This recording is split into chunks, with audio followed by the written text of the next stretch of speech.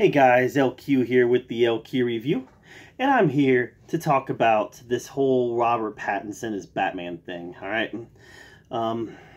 it's not a done deal, so I think that's important to remember that this is not a done deal that Robert Pattinson is going to be Batman. It's rumored that he's the front runner, but so far Warner Brothers hasn't said anything about it, so that's important to remember.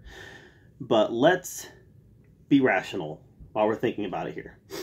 One thing that I see a lot of people say is, oh great, we got a glitter Batman. We're going to get a glitter Batman. Okay, so because the actor that they chose to play Batman one time played a role where he glittered, you really think that that means that Matt Reeves, an accomplished, smart director, is going to make his Batman glitter? Tell me that that's what you think. Because if you tell me that's what you think, I'm going to say you're not playing with a full deck. Alright? There's not going to be a glitter Batman just because 10, 15 years ago, the actor that they chose to play Batman played in a role that he glittered. It's ridiculous. It's a ridiculous notion. It's a ridiculous notion. But let's talk about Robert Pattinson. Yeah, he was in Twilight. He's been in some good stuff since Twilight, alright? Anybody remember Lost City of Z? I know Charlie Hunnam was kind of the lead in that, but Robert Pattinson was great in it. And let's forget Water for Elephants. Water for Elephants he was good in. That was a kind of a mainstream movie, though. Let's look at some of his smaller works. Good Time. Phenomenal in Good Time. People actually compared his role in Good Time to Al Pacino's role in Dog Day Afternoon, having that kind of a breakout role. Look at his filmography. He is accomplished. He is a good actor. How could anybody have any problem with Warner Brothers hiring a good actor to play Batman? Well, he's too skinny to play Batman. You don't think they can bulk him up? I mean, play with a full deck here, guys. Think about what you're saying. We have an accomplished actor, somebody who's good at what he does, somebody who could play Batman. He looks the part. He has played dramatic roles where he's been very, very good.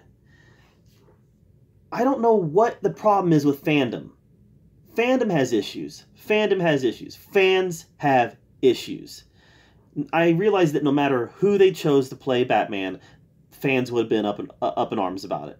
Unless it was Armie Hammer, which Armie Hammer is just too old to play Batman now. For some reason, fandom has this stupid idea that Armie Hammer should be Batman. Whatever, I'm sure Armie Hammer would have been great had they picked him. But they're talking long-term here. They want to start a franchise. And you're not going to start a franchise with a guy who's as old as Armie Hammer is. It's just not going to happen. Robert Pattinson's a good pick. He's a good pick. But the Twilight movies were so bad. Yes, I agree with you. Twilight movies were bad. Actually, I've never even seen the second, third, and fourth Twilight. I watched the first one to see if I was missing anything.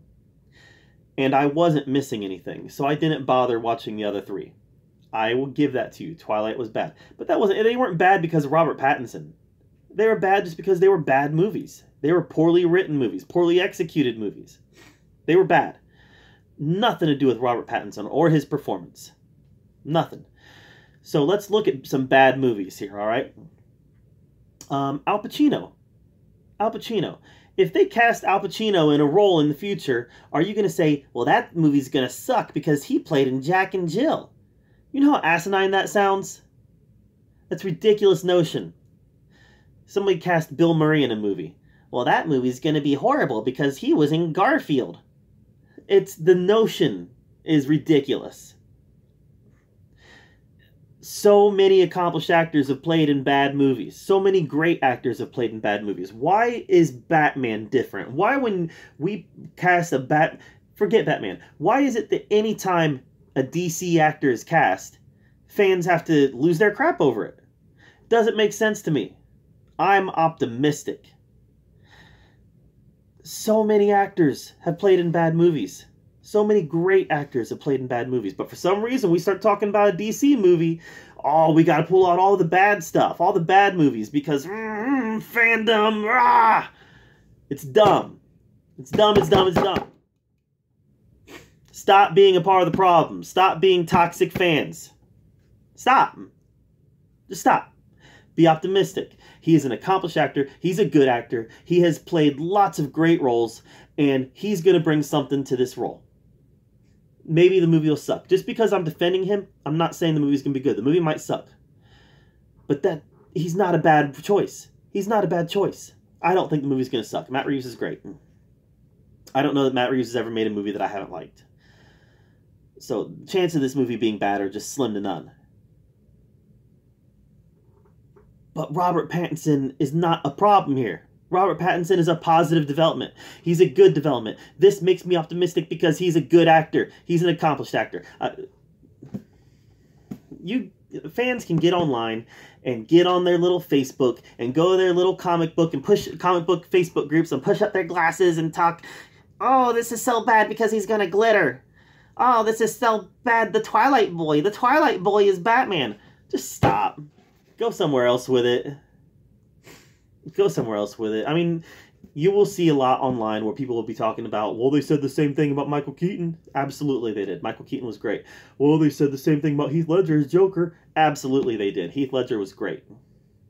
Okay? I don't know why fandom has got this idea in their head that they can judge a performance before it's even happened. It's the notion. Just the notion is beyond ridiculous to me. It's at a completely different tier of absurdity, and that's where fandom is. It's unfortunate, but that's where fandom is. And there are times when I'm embarrassed to be a member of fandom. There are times when I'm embarrassed to be a member of fandom.